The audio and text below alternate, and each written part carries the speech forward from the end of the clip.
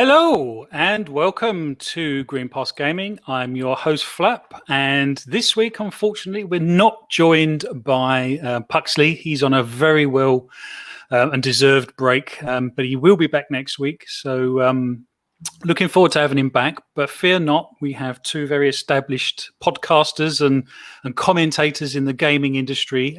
So I'd first like to welcome to the show VJ. Hello, VJ. Hey, how you doing, Phlapp? Yeah, not too bad. Thank you very much. Appreciate you being on. Thank you. We kind of knew Pux wasn't going to be on this one, and I appreciate you stepping up. And you're a bit of an old hat to this sort of game. Now you've been on plenty of podcasts, haven't you? Yeah, it's only been several weeks, but yeah, I feel like a bit of an oldie now. Yeah. Well, your views and opinions are highly sought after, to be honest. I know on Boom's show, you've got a bit of a following, so really pleased to have you on. And Luke, we've got Luke Steele on the show tonight as well. Hi, Luke. How you doing? Oh, I'm well, thank you. How are you all doing? Yeah, not too bad. Thank you very much. Not a massive gaming week this week. We've obviously had Gamescom. That's happened, and there's been a few other little bits and bobs, but again, still not quite the news that we were expecting. So what have we all been up to this week then? Luke, we'll go to you first. Luke, what have you been playing this week? Yeah, so mainly Flight Simulator still. That game is really quite remarkable. Did try and take a brief detour in it into Hurricane Laura for a little bit with the live weather system, which is super impressive. So that was really cool. So I've been playing that, some Shovel Knight on Switch, which is a lot of fun, and I played a little bit of Wasteland 3, not too much, but that's been about it. I think we're in that kind of area at the moment where there's a bit of a draw in terms of big releases, or kind of stuff to get really excited about, even though there's been quite a few games that have been released in the last few weeks. So I'm just kind of biding my time for the next few months, because I know that it's going to be pretty hectic then in terms of game releases. Well, that's the thing, isn't it? Yeah, we're still in this kind of quiet before the storm, because I think, once the floodgates open, there's going to be so much information for us to all sort of absorb, and actually for the companies to get out to the general public, the middle tier of gamers, the casuals. There's a lot of things for people to learn on that, particularly around Series S and stuff. I mean, at least we've seen the PS5. We've only really got the price and the release date left on that. But we've got an entire console that's still under veils, really. Yeah. VJ, what have you been up to? Been a busy week, actually. Been on a few more podcasts than I thought I would be, but yeah, and it's been pretty hot out here in California. I know most people still assume I'm back in the UK, but no, I'm in California, and it's been blindingly hot. But it's simmered down a little bit, and I actually dived back into Luigi's Mansion 3 thanks to Archimedes. Nice. Boxenberger. Yeah, he's traveling, and he picked up Luigi's Mansion, and I've just got to go back and play that game, or at least wander around in it for a little while longer. But yeah, it's been pretty good. Well, I've had a bit of a crazy week myself. I played Tell Me Why earlier, just to capture some game footage for a future podcast, perhaps. Quite liked it. It was okay, pretty slow paced. It's graphically pretty good. The controls were a little janky, to be honest. Not quite what I was expecting, in all honesty. I've been playing New Super Lucky Tale. That's good. I've been playing Flight Sim, so we'll be able to catch up later, Luke, on that one. Yeah, definitely. I've only had a bit of a dabble, and I've already crashed about 4 times. So, oh yeah, that's par for the course in pretty much all of my flights. So. I've been playing Fall Guys as well. I've been catching up on that. So really liking it, but I am absolutely rubbish, and I'm getting frustrated as hell with it. So. Okay, so let's go straight into the first topic then. So this is a little bit of a sort of a free for all. This one, this is sort of the Gamescom Teardown. I'm guessing you both saw the opening night live stream. Yep. Did you see the stream the next day? I think it was the Future Games show. Did you see that one as well? I caught some of that. Yeah, I caught most of it, I think. So what do we think overall then? What do we think of Gamescom this year and the streams? What do you think, VJ? God, it really took me back. I mean, I can remember all the way back to 1991. Actually, that's whenever these big shows come, I just end up reminiscing. And I've been really fortunate enough to attend. I don't know if you remember the ECTS shows over in London, Earls Court, and then also in '91 the CES events where the electronics as well as gaming, and they used to primarily be in Vegas and Chicago.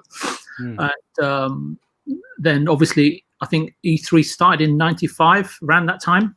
So and obviously GamesCom Cologne, I managed to get over there, and as well as the fabled Tokyo Game Show. So I going to a physical show, I can really appreciate the excitement, the exhilaration surrounding it. Yeah.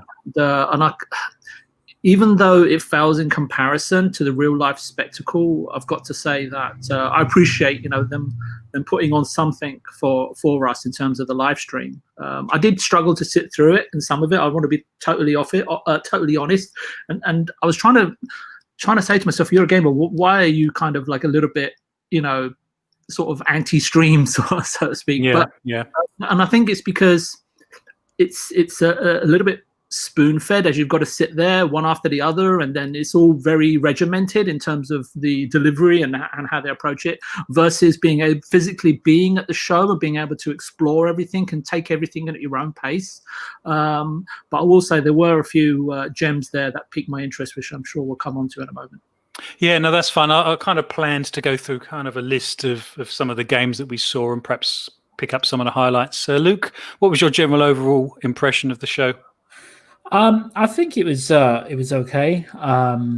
It's difficult to do these shows anyway, given the environment. But I think they did it in a way that was kind of harkened back to like a live stage presentation, which I appreciated, and it was kind of trying to make it a little bit more normal in terms of how these shows would be, whilst also accommodating what needs to be accommodated.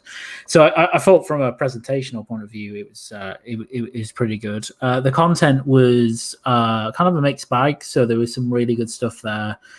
No real massive surprises. Gamescom, I think, rarely hosts any particular, at least the last few years, any major kind of big shock and awe announcements. So so I wasn't expecting any of those, and there weren't any. But I thought it was pretty good. All things considered. It's also difficult for that show at the moment as well, because platform holders don't really want or won't really want to show much at that, because they've got their own plans as to upcoming events, digital events, etc. That's a good point. It did feel like the big players were holding back somewhat, didn't it?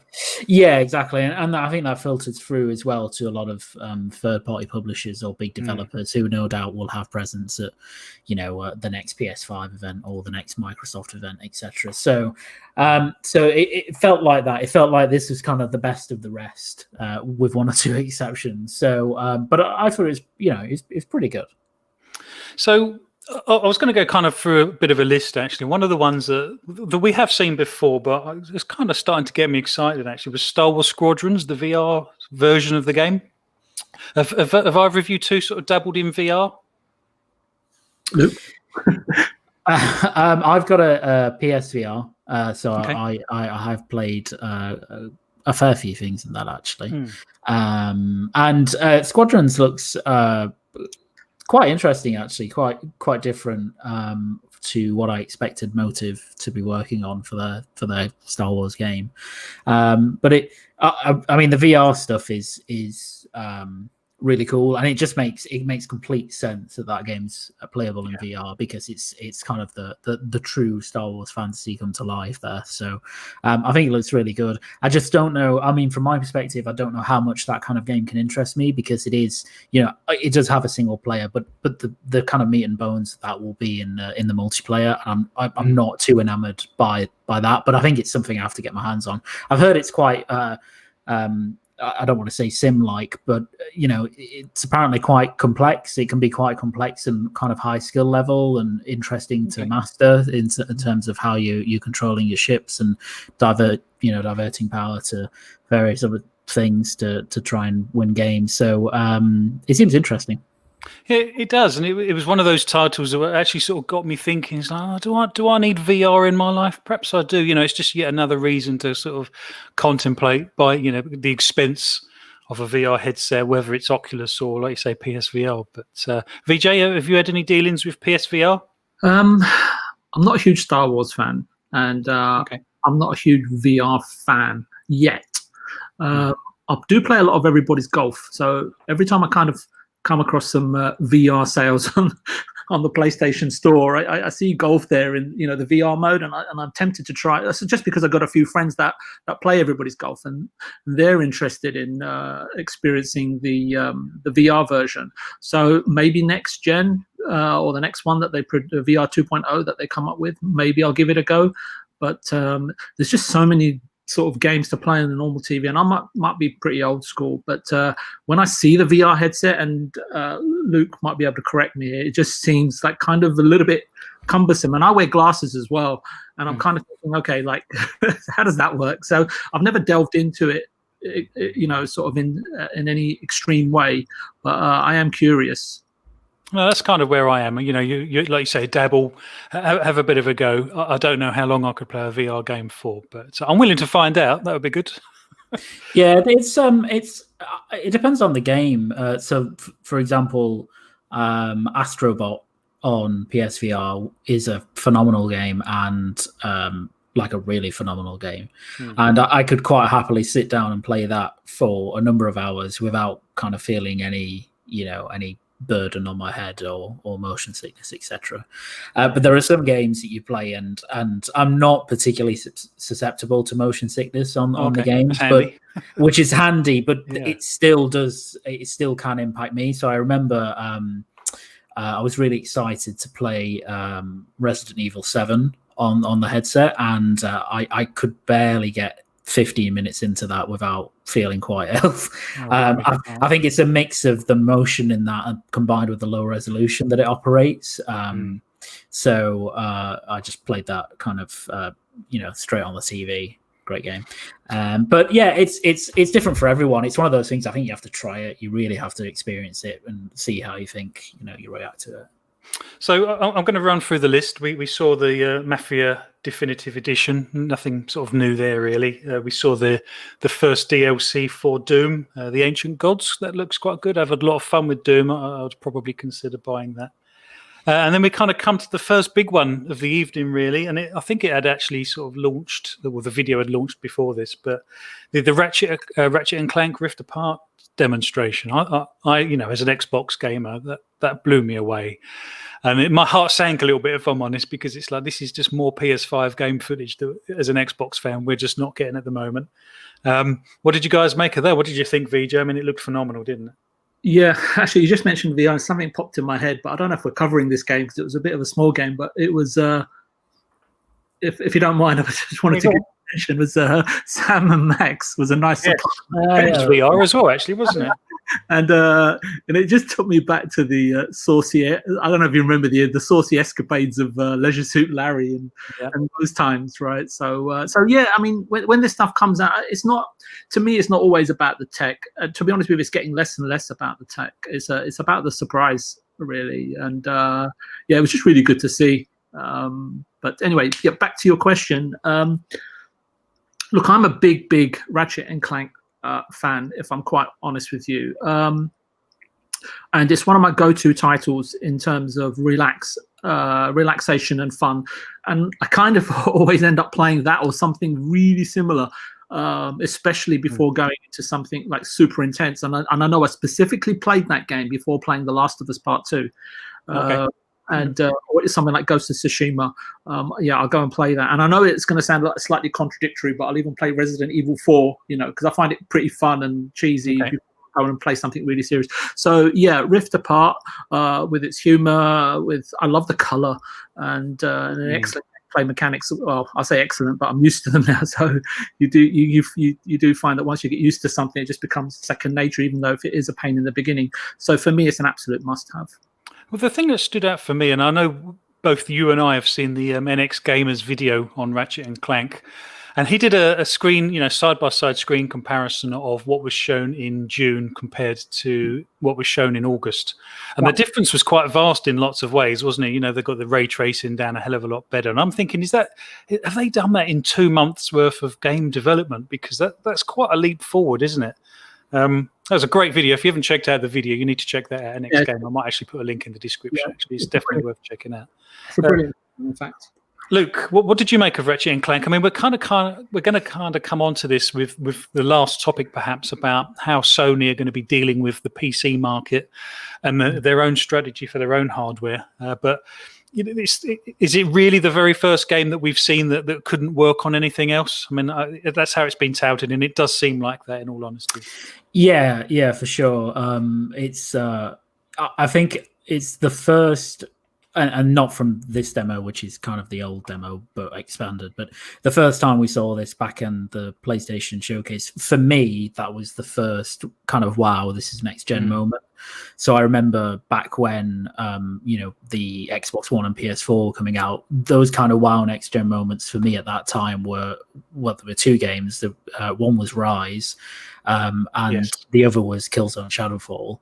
And they were moments where the leap in visual spectacle and openness of levels and everything going on screen at the same time were, it showed you what you were buying into, essentially. And I think Ratchet so far has been that game, and the demo at Gamescom was just, I mean, it's incredible. The kind of it's certainly not possible from a design perspective on current generation, i.e. the rifts themselves and going into these new worlds, which are, it's quite unbelievable that it's an entirely new world that's loaded in essentially 2 seconds. But not just that, but there's kind of the wholesale upgrades to a lot of what's happening on screen in terms of, the density of the environments, the destruction on display, the amount of NPCs running across the screen, the damage, the particle effects, like the whole combination of stuff that goes on in that game, and then combine it with the ray tracing that's happening as well. Like you could not do that on this generation. You could not make a game that looks like that. I completely agree. And to be honest, it's the one game that's actually genuinely got me excited for next generation, because it's up until recently, it's the one game that we've actually seen running on next gen hardware. You can show me an hour's worth of CGI trailers, one after the other. I mean, I did like the Xbox Showcase, but it is this is what we hope to achieve kind of take on it, isn't it? But when you actually see it running on the actual hardware, it starts to get you excited, doesn't it? It's like, this is what I can expect when I've spent £500 and the guy's just delivered it and I'm going to plug it in for the first time. This is what I can expect. And this is something Microsoft are critically lacking. And I've been banging this drum for quite a while now. Where is Xbox Series X footage? And in fact, we covered it in a couple of weeks ago, I believe. We've had some more PS5 footage since as well, haven't we? We'll come on to that perhaps. Go ahead, PJ. Yeah.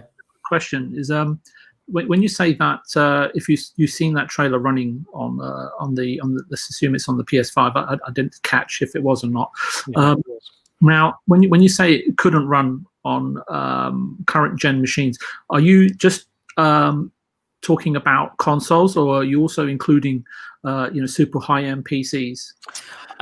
That's an interesting question. That's kind of topic 3 for tonight, to be honest.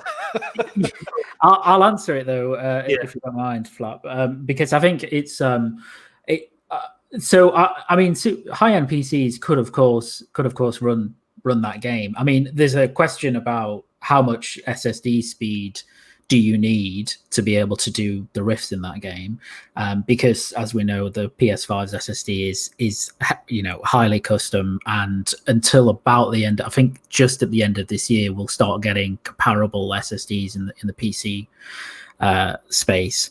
But at the moment, in terms of a single individual NVMe drive that you can slot into your PC, there's nothing that's that quick in the PC market. There's stuff that's close, the Xbox One Sorry, the Xbox Series X level SSD, and there's faster ones than that as well. But so I don't think that the PS5. I don't think that a PC with a kind of top spec setup, including SSD, would be incapable of running that game. Right. I think it would be able to run it, but yeah. Sorry, go ahead. No, go ahead. Sorry. So I'll tell you what it is, and what we should be excited for is the fact that I think that this and Miles Morales from Insomniac, to me, look like whatever their game engine is, the 1.5 version of that. Is I don't think either of them are being built ground up, but just with the next gen whistles, bells and whistles that have been attached to these games, just shows you that. Well, to me, it seems like we're just scratching the surface of what games will look like in 2 to 3 years' time. Yeah, absolutely. I agree. And the strange thing is, and again, this is kind of coming up in topic 3, but the consoles are about to take a gargantuan leap forward, I think, and actually put the average PC in third place, as it were. And I guess that's the essence of the question with the topic is, how the big studios are going to actually cater for that. But like I say, that's a very good question, to be honest, VJ. And I'm kind of pleased you asked it because it is the essence of that last topic. But I'd like to delve a little bit deeper into that and perhaps go a little bit wider as well, strangely enough, because it's not just PlayStation that's obviously going to affect. Phlapp. No, that's absolutely fine. So moving on, we had Little Nightmares 2, good little indie game. I had a dabble in the first one. I never actually completed it, but looked very good graphically. And then we had Medal of Honor, the VR version of Medal of Honor Above and Beyond, which I think I'm quite excited for, actually. I mean, I was talking to VJ just before. I was actually a big Medal of Honor fan with regards Frontlines and Allied Assault. I was a little bit disappointed when Call of Duty came along. Didn't seem necessary in my eyes, but they obviously did something with the franchise on Call of Duty that no one saw coming. And it's obviously the massive success that it is now. Is that another reason for you to pick up a VR, Luke, and play Medal of Honor, or did it look a bit? Yeah, it looked pretty nice for a VR game. I think dramatic response from a VR owner. yeah. Tepid at best. I tell you the only game that has ever made me really consider buying a VR headset has been Half-Life Alyx. Okay. In the PC space. So that because that, I mean, it's Half-Life 1, but 2, it goes beyond that, just his first person shooter in VR, which Medal of Honor looks like, and it looks like a good time, but I don't think it's doing anything particularly special from a VR sense. So I think it looks fun. I'm not sure who's developing it actually. It's EA, sure. but I don't know what studio within EA is actually developing that game. No, you're right. That's the one thing I didn't write down actually. As I was watching the show, I'm making notes, and it's the one thing I didn't write down. But it's a very good question. I might Google it in a sec actually.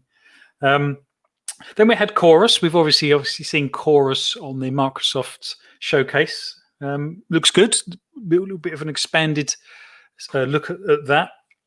I don't know if it's one that I'm particularly interested in personally. I don't know about you two. Spellbreak. Did you see Spellbreak? It's the one that looks a little bit like Fortnite. Oh yeah, this is kind of arena. Yes, that's it. Arena shooter-ish, wasn't it? But with kind of Fortnite visuals. Yeah. Cell shade type graphics. Reminded me of Fortnite a little bit. Oh, how about this one? Quantum Error. What did we make of that? So this was a PS5 game, the horror game. Yeah, that looked quite interesting actually. I'm always a bit of a sucker for horror games actually. I really get me kind of Alien vibes. Yes, but which is always a win in my book. So that I'll keep my eye on that for sure. And then the next big one, it was Call of Duty Cold War. Now again, both pleased and disappointed to see it running on PS5. But disappointed from the fact that there's obviously marketing rights going on, and I don't think that's a surprise to anyone. But also disappointed that it's yet another PS5 title that we've seen actual game footage for. I thought it looked absolutely stunning. Actually, it really impressed me, if I'm honest. The only thing that did seem a little bit odd was actually Ronald Reagan's face. He seemed a little bit odd, a little bit off. Yeah, he was hitting the uncanny valley pretty hard. He wasn't he?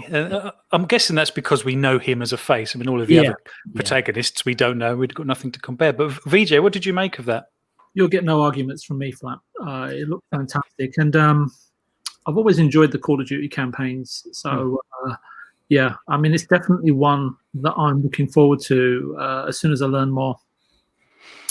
Well, Call of Duty is actually the sort of the pinnacle of our second topic as well, actually, about the pricing around that particular game and what's going on with that. We've got the multiplayer reveal coming in September. Can't quite remember the date. Was it the 9th? Something like that, I believe. Yeah, I think it was the 9th. You've got to give it to Activision, haven't you, really? I mean, there was a lot of rumours floating around, and I don't pay credence to it. It was just that Twitter jammed that Call of Duty is not going to make it this year. I don't know if you guys are seeing that. And then absolutely. Yes. They've brought this forward a year, haven't they? I don't know. I don't follow it that closely. Or that I think this was Sledgehammer's year, and that didn't work out. So they've had to bring Treyarch forward, and here we are. Yeah, so they've done well. Yeah, no, if they're bringing it forward that much, it'll be, yeah. I think normally I'd go and pre-order it, but I think I'd want to have a look at exactly what we're getting in terms of campaign and stuff like that before I go and pick this one up. I'm still heavily sort of swaying towards Cyberpunk as my game to really sort of invest myself into over the holidays, so to speak. Yeah, completely agreed. And I think I mentioned a couple of weeks ago, I think the third-party games are actually going to come to the rescue of the next-gen launches. They're going to be the showcases, aren't they? They always do, as they always historically have done. So there was a very peculiar moment, and I'm sure everyone remembers this, but the Surgeon Simulator, when Doc Brown was on the screen. Now, that was a strange moment. Yeah, that was... It was interesting. Well, I'm sure, like myself, everyone was thinking, "Oh, a Back to the Future game." I've not heard anything of this, and then it completely wasn't. Yeah, I was quite kind of, like when dogs like cock their head to the side. I don't really understand. That's kind of me as it segued into the reveal of 32. It kind of didn't work either, did it? It was all a little bit awkward. I appreciate the effort. I think I get what they were going for, but I don't think it really worked. I don't think Christopher Lloyd really knew what was happening, to be honest. Exactly. Yeah. He's you pass him a controller and he sort of holds it in his hands upside down or something. Yeah. I can see that. So the next one was even stranger. I think the crossover between Bridge Constructor and The Walking Dead. What's going on? This is the crazy middle section of the show. I was watching it with my partner, and we were kind of looking at it, thinking, "Oh, here's a clearly like a zombie post-apocalyptic game," and then the kind of logo came up, and we both kind of audibly laughed. Like really, like what? Like what is this? I didn't get it. I didn't understand what that will look like in a game. But I think it's going to be a sort of game you have to play, to be honest. To kind of get it. And then perhaps VJ, Sam & Max was up next. That was unexpected and a good blast from the past. VR as well, I believe. Yeah, it was, and that's what I was mentioning it too. Luke was going on about VR, and I was saying, "Yep, Sam Max is coming," and it really took me back to the Amiga days and so on and so forth. And those were good times, and it was just good to see. It was just really good to see how it plays, how the game pans out. I don't know, but it just evoked really good memories. I'll let you into a secret, VJ. I was an Atari ST guy at the time. So I had lots of fun taken out of me by all my Amiga friends. Sensible Soccer and things like that. Yeah, you're owning up to being, the Sam & Max as a what do they call those parties where you dress up? Cosplay, you mean? Yeah, exactly. I thought he was going to own up to that for a moment. No, nothing quite like that. Then we had what was it? World of Warcraft, Shadowlands. Anyone into World of Warcraft? That's never been my bag, to be honest. No, historically yes, but not in recent times for me. But the animation itself was really cool, I thought. Yeah, I agree. Has anyone dabbled in Hyperscape, the Ubisoft Battle Royale game? Looks good.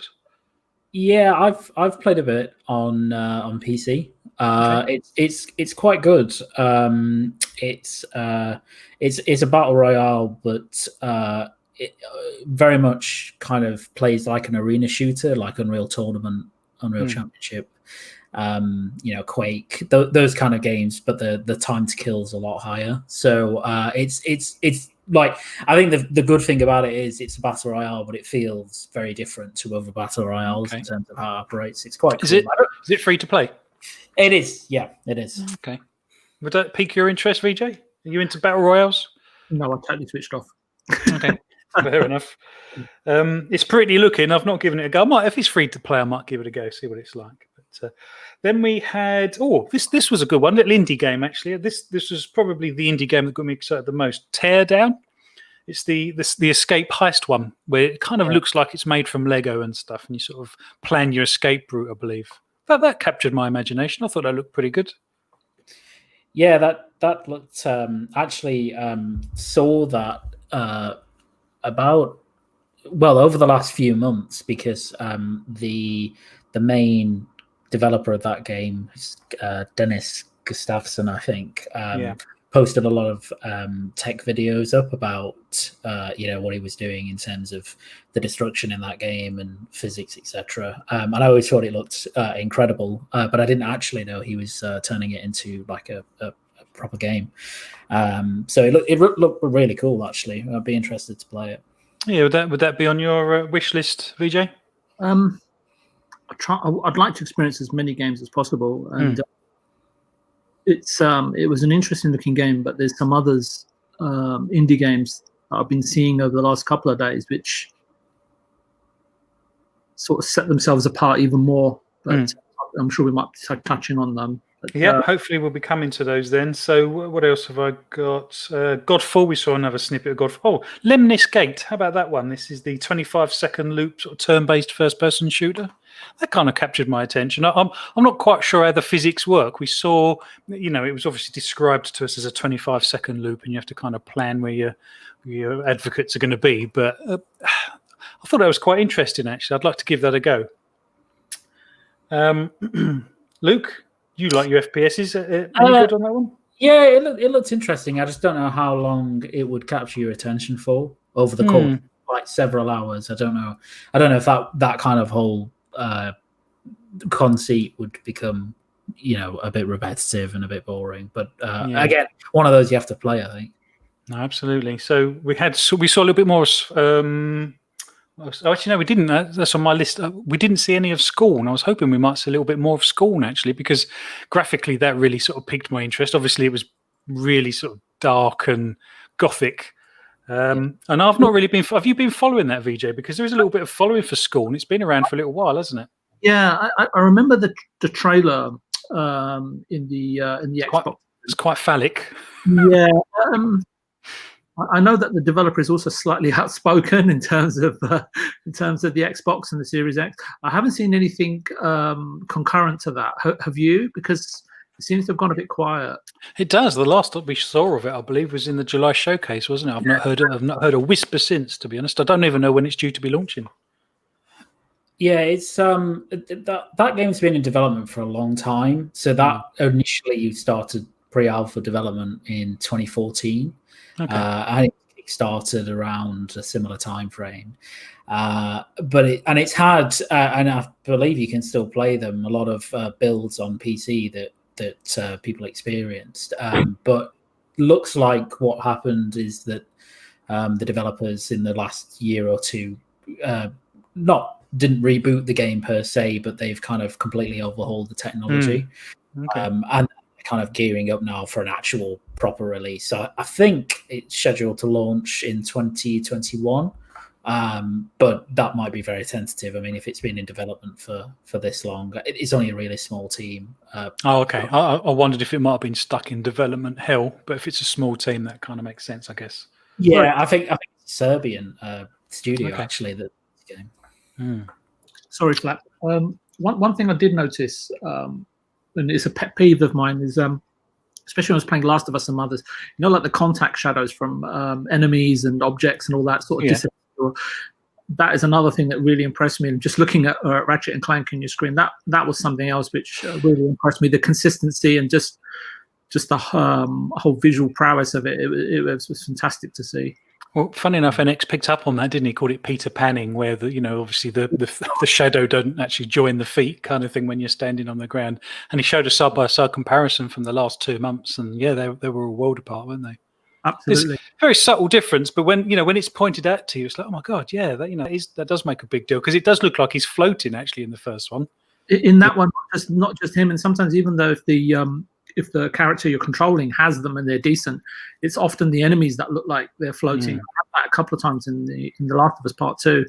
It just sort of broke my immersion. It's just something that I personally spot all the time, and but it's good to see. Just little things like that will just improve games vastly for me. So you see where he's going through these different portals. I think the orange ones are quite simple on it. I think current gen could probably do that, because he's literally just teleporting somewhere in the same level. It's the purple sort of warps that he goes through, isn't it? Or the purple rifts that he goes through that literally take you to a different world that's loaded in the silly time. That's the impressive bit on that. And then, how about this for a very strange and peculiar moment? Because, looking back, it was full of some peculiar moments, the ONL show. Best PlayStation game, Cyberpunk? Where did that come from? I know it was an IGN thing, and I know IGN, they get some bad press, and they have their biases, perhaps. Just seemed an odd thing. Was this Sony reminding people that actually, although Microsoft's got the marketing rights, that it's still coming to PlayStation? What was that all about? What do you think, VJ? What do you think? I think Sony are just really good at this kind of thing, and they did it to the Dreamcast. I mean, I remember the Dreamcast, when they knew that Sega were coming out with a system. They knew that they were going to come out later.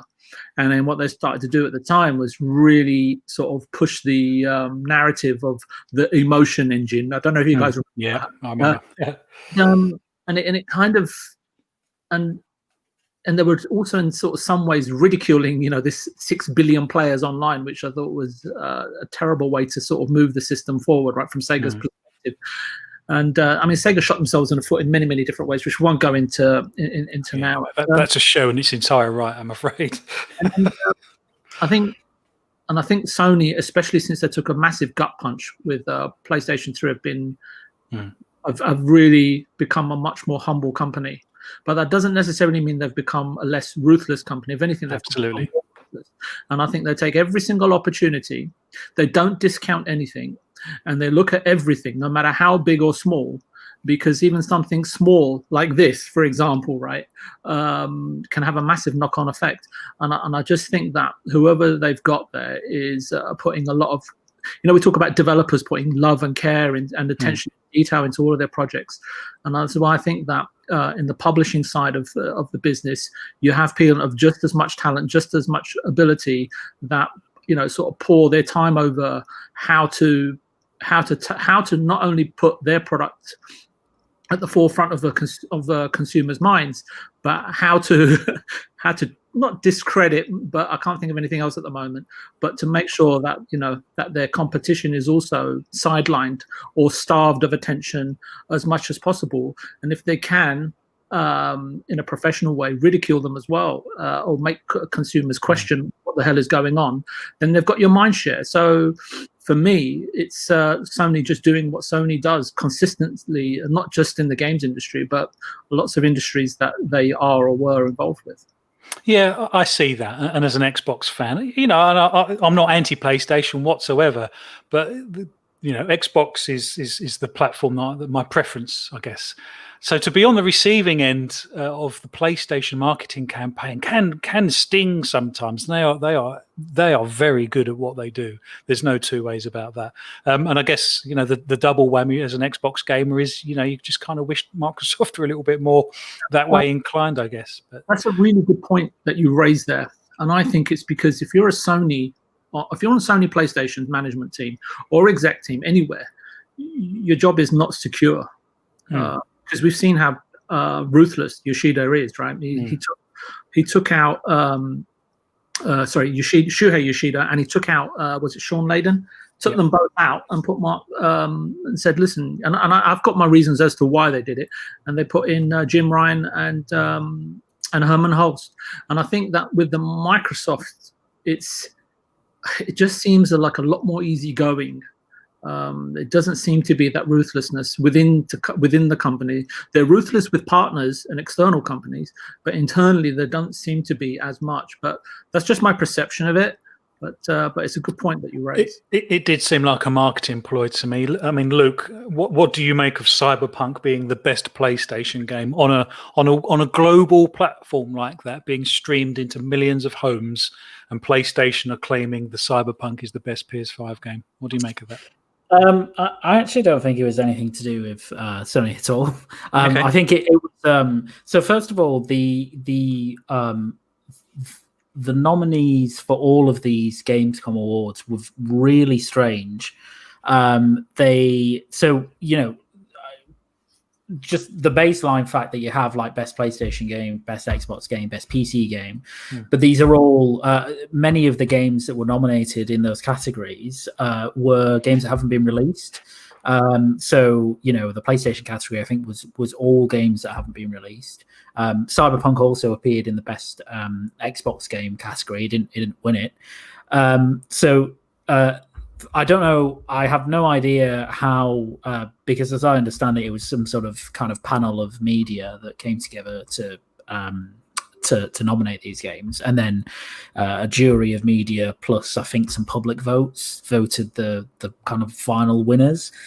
So I think the whole nominee list in general was very strange. So I don't know why games ended up where they were. And then I think it was purely that in the PlayStation category that I think the other choices were, I think, Valhalla and one other game. And out of all of those, I guess people are looking forward to Cyberpunk more.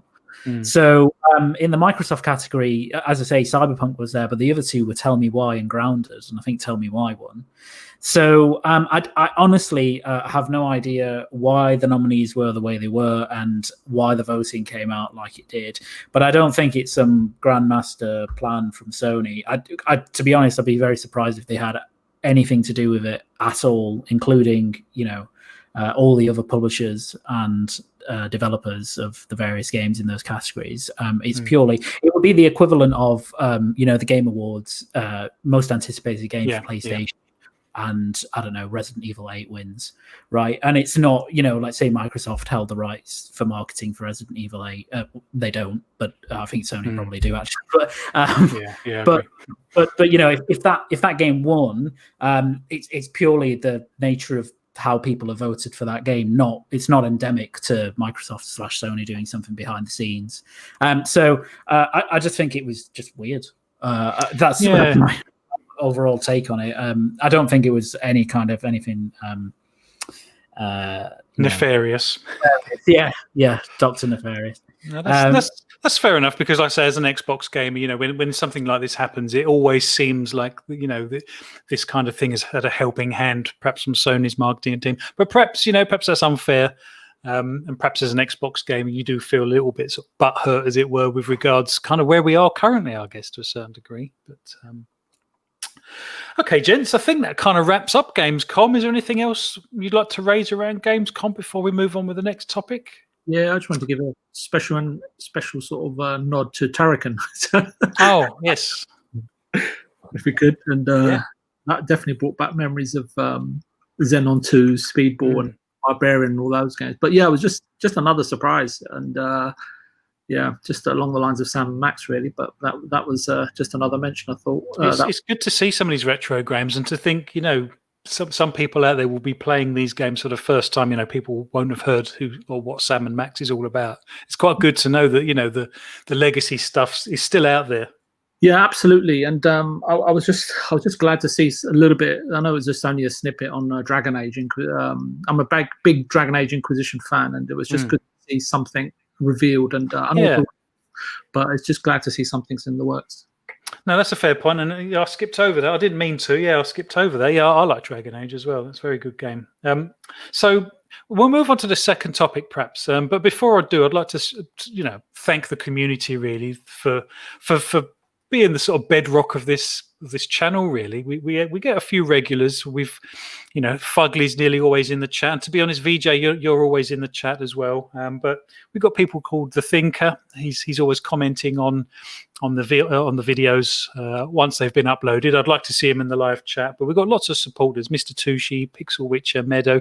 There's lots of people out there, and I'd just like to thank you for the support that you've shown us so far. The likes and the subscribes, they mean a hell of a lot to us because we're so tiny at the moment, obviously, and we're just trying to build up a community that we can actually do this work for, to be honest, because it might just seem like we're sitting around having a bit of a chat, but actually, it's difficult to come up with the topics that the community actually want to hear. And I'm still very much in the gauging phase of that. If the topics I pick aren't particularly what you want to hear about, then that's absolutely fine. You need to tell me, and then we can pick perhaps more topical stuff. I do try and go with stuff that's slightly more left field than perhaps some of the other main channels, only because it's covered to death there. And perhaps our niche to a certain degree might be some more of the sort of left field type topics, but perhaps they might not set people on fire enough either. So I don't know. What do you think on that, VJ? Where do you go with the topics? It's never an easy one to choose, really.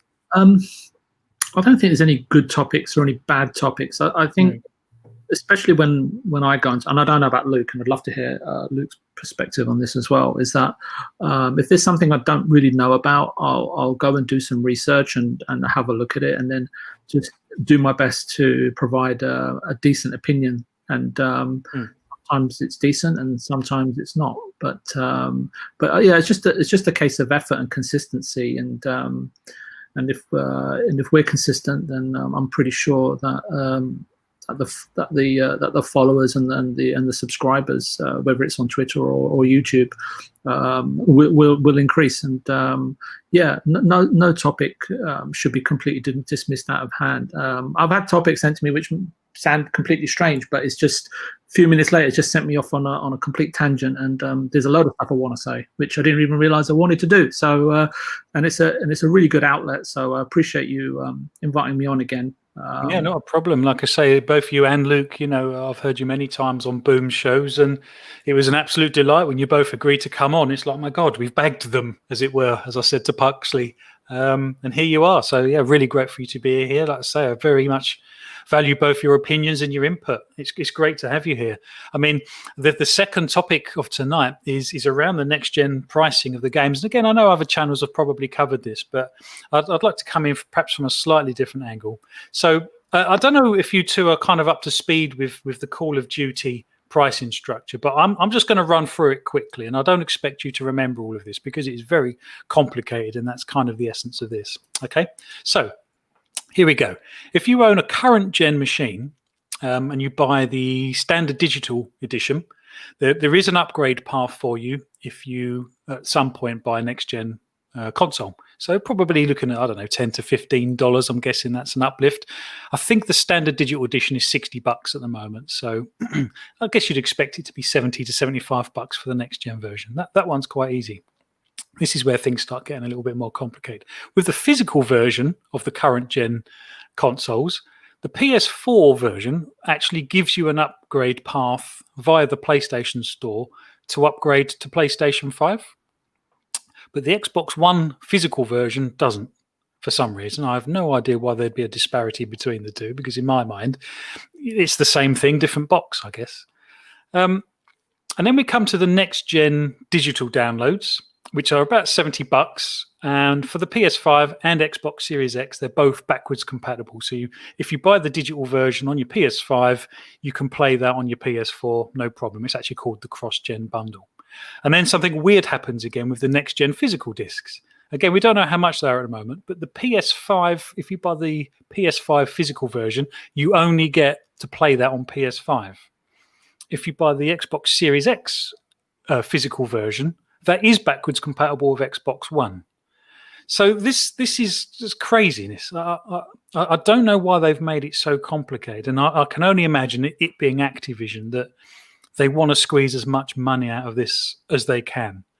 So, I mean, you and I had a bit of a chat about this, VJ, didn't we, about pricing structures and stuff. So I guess the essence of this topic really is the pricing for $70 per game something that we're going to see going forwards into the next generation, or is it going to remain at around $60? Because CD Projekt Red, Cyberpunk, all of the Ubisoft games for the next generation all look like they're going to be $60. So there's going to be a disparity between these sort of AAA titles and how much they cost. And it's just, I'm intrigued to know who's going to break first. VJ, I know you had some issues on this, and perhaps why certain publishers charge more than others. Why do you think Activision have gone down this ridiculous route? I think there's two different answers to this, let's just look at it from the publisher's point of view, and then before I go into the nitty gritty, is there's a couple of things that come to mind, and I know we sort of briefly touched on this, that will have a bearing on cost and pricing. So, from my knowledge, which is not sort of which is limited because I don't know everything going on at every single day at every single studio. But from my knowledge is that Take-Two and Activision are Western-based developers and publishers based in prominent cities, and they do have dev costs in those cities which are more than others. They both of them hold two of the most highest grossing IPs, right, in Call of Duty and in GTA. So. Several years ago, and I think this is back in the early 2000s, I think EA, Ubisoft, and I think Activision have one studio there as well. A lot of these companies, Eidos as well, opened up studios in Montreal. And it's because at that time, the Canadian government were giving incredible amounts of tax credits, and they still are. You can get tax credits on your total development spend of up to, I think it's 37.5%.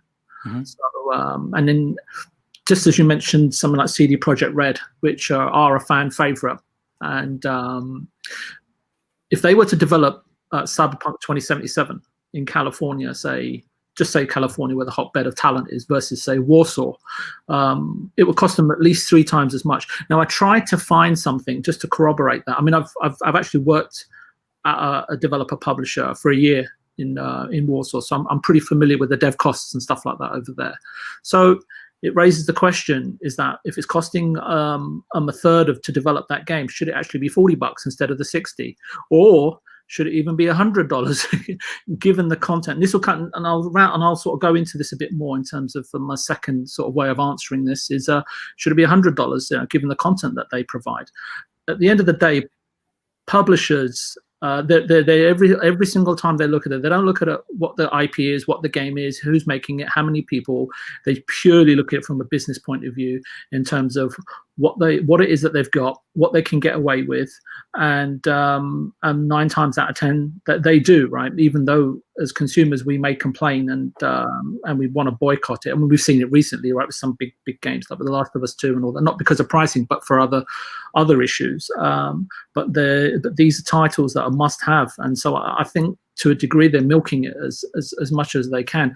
But we also know that some publishers, like most recently, do take liberties with fans to an nth degree, and we've seen that recently with the 505 games, right? Yeah, I meant to mention that. Yeah. But I think that when you look at a value of something, whether it's a game or anything, it's very, very personal. It's your own individual sort of perception of value when it comes to spending on entertainment. I mean, I look at people, they'll go and spend £100 on a restaurant, right, for an evening, or youngsters will spend up to £200 each at clubbing on a Friday night plus a taxi home. Now, I buy Call of Duty because I really enjoy the campaigns. I think they're fantastic, and I know the next gen one pretty much is going to set us all back if we're playing it on next gen to $70. I don't know how it works on PC, so maybe Luke can chime in on that one for us. It's cheaper. It's cheaper because there is no platform holder. No platform holder fees, exactly. So many games for me that cost $60 are not worth it. So an example of that would be Resident Evil 3, right, compared to Resident Evil 2. But other games like that I play, like Zelda, Dragon Quest, or Persona 5, that give me 150, maybe up to $200 hours worth of engagement. I'd be happy to pay $80 to $100 for those, because that's my perception of, say, versus something like Yoshi's Island, which you can complete in 8 hours, and it's the same price, and that's not really made sense to me. And I think it's because I spent a bit of time in Japan, and I put a tweet out back in June, I think it was, explaining that our Japanese gaming cousins are having to have been paying for this gen anything between $45 to $85 since the PS2 era. It may even be earlier than that. For an idea, just as a comparison, right?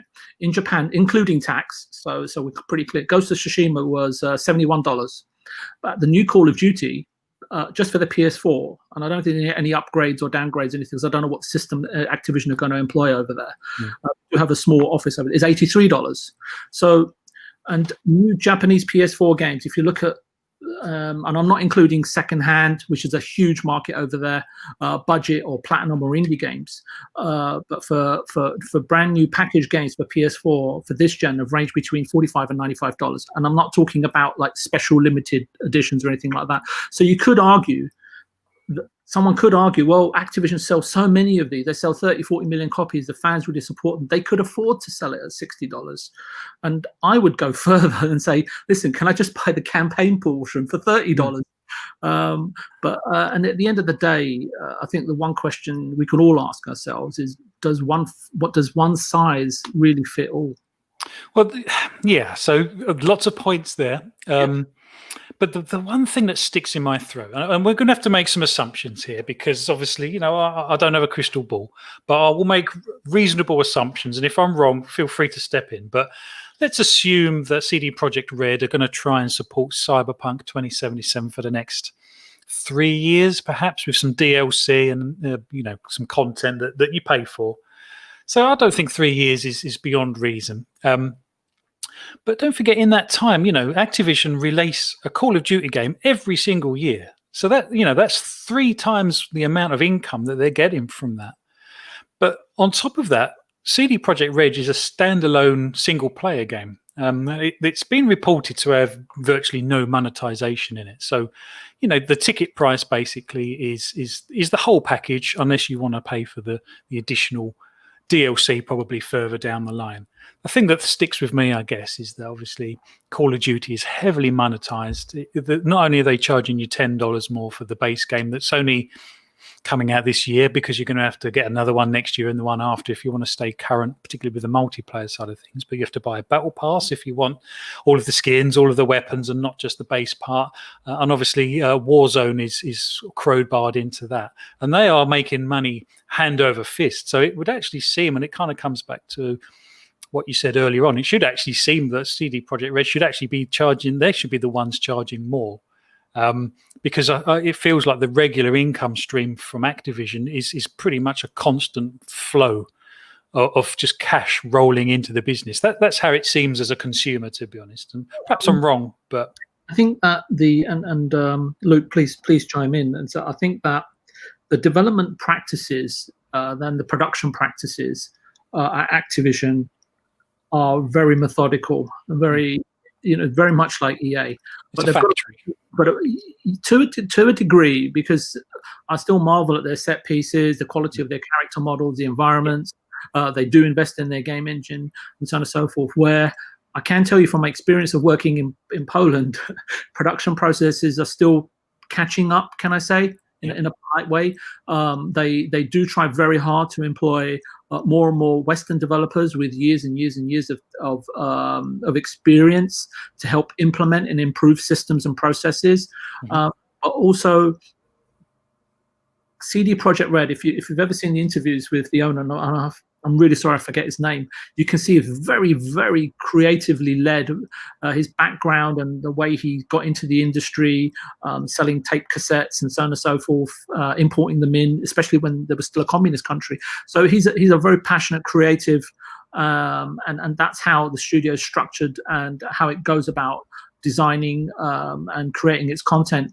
Where Activision and EA, you can say they're factory, but they do make sure that their content is good, because they know that there's competition. Not so much EA, because I've just seen something from Young EA, I think, in terms of the Madden. I know what's going on over there, but there's a maturity, if I can put it that way, to Activision and how they go about developing their content versus developers in Eastern Europe that have only popped up over the last sort of decade or so. Yeah, two decades. But, anyway. So no, that's all valid points. But I guess the essence of the question, and perhaps we'll leave it to Luke to perhaps answer the actual topic as it kind of stood. Do you think going forwards that all developers will actually start charging $70 for their game because some of the other big players are, or do you think people like Ubisoft, let's fast forward 12 months actually, just fast forward 12 months. The next Assassin's Creed that's coming out, is that $70 or is that $60, Luke? I think it's quite likely you will see $70 becoming the norm across AAA games. And I think it's a really multi-layered topic, so I'll try not to. Yeah, that's fine. I knew it was going to be a bit of a tricky one to tackle. Development costs in AAA games are rising. More is expected in terms of production values than probably ever before. Games need to be able to stand out in that sense, in that space.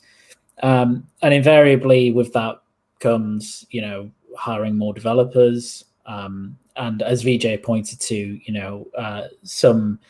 a lot of Western developers have significant development presence in areas that are really expensive in terms of, leasing their buildings and salaries they need to pay, etc. Whereas in somewhere like Poland, and I'm sure VJ would probably agree, it's relatively cheap to do that, at least comparative to those other areas.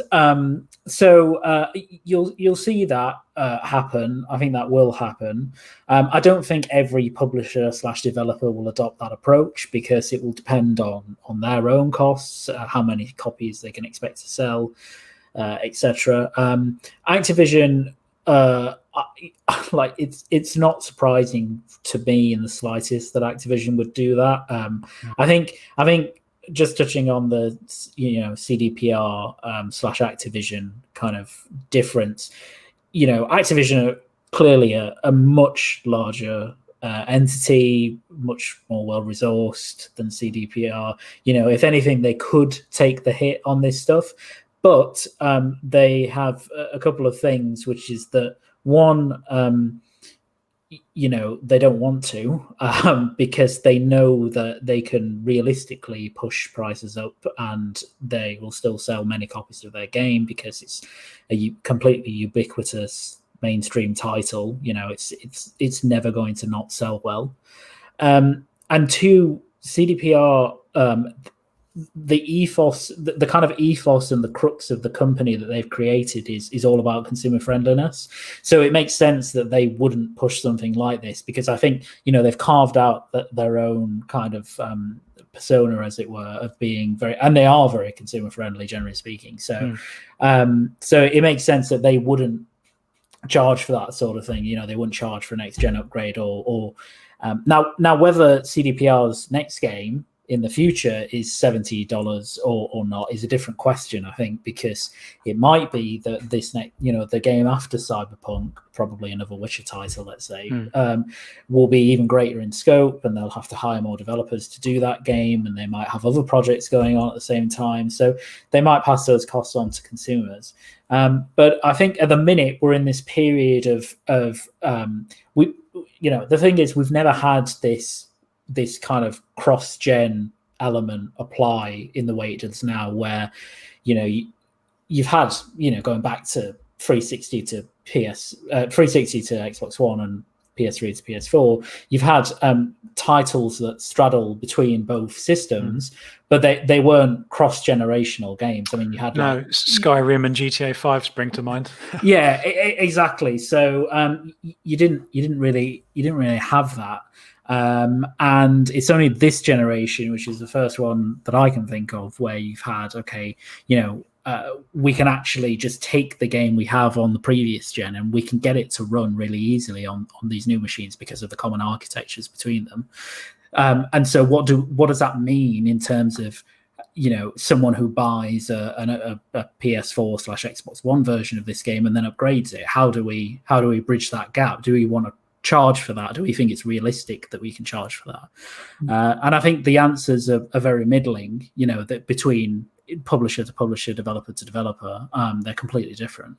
And the Control one is the most ridiculous, far more than this Activision one. The 505 Games one is the most ridiculous thing I've ever seen in my life. But next gen games, I think, will start heading towards $70, more in a more standard manner. I don't think everybody will adopt it, but I suspect it will slowly become the norm. And as we head into the next gen, you'll probably find that that's the standard price. But fingers crossed that it maybe won't be across every game. Sorry, go ahead. Well, I do agree, and I'm coming to you actually, VJ, with a point that I'd like you to answer if you don't mind. And funny enough, Luke was the one that raised it. I do agree that I think we're all heading towards the £70 stroke sort of price for the next gen games. I think that's kind of inevitable. But the one thing I'm going to raise, Luke, and you did mention it, and I don't know if this is a case or not. It seems like it should be the case, but I'm not sure it's automatically the case. And I'll get to the point. You said games development is getting more costly.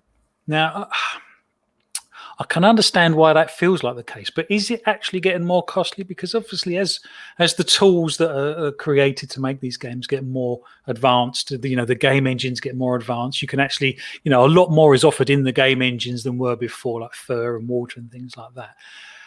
Is game design getting more costly, VJ? I know we've kind of had this discussion, and you kind of took point with actually you're not sure game development is actually getting more costly. Yeah, I think just before I go on to that, in terms of the pricing, I think you've got to look at the big IPs, and you've got to look at it from a human perspective. Whether you're buying a football shirt for your favorite team, or you're buying a video game for your favorite for FPS. So I think there's an attachment there as well, because these marketing departments are, they're not just guys that are saying, I'm going to go and book a print ad.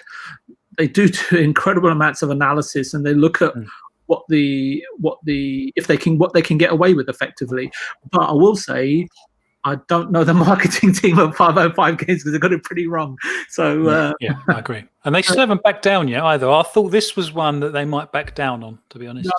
No, I don't really know, and I'm not a big fan of the game, so it's that. But for the bigger IPs, if you're a John Madden fan, if you're a FIFA fan, and correct me if I'm wrong, guys, because I play Pro Evolution. But yeah, I think pricing has got to come down to perception, and we already have varied pricing already, right? From budget games, from indie games to platinum games to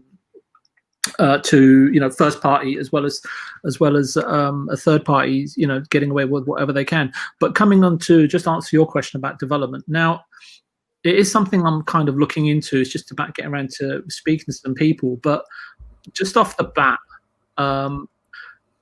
in order to sort of deal with these next-gen system hardware, I don't know enough about PCs, but I would say that there are certain costs that may come into play here, like IT overall infrastructure changes in these studios, which have probably got really old PCs.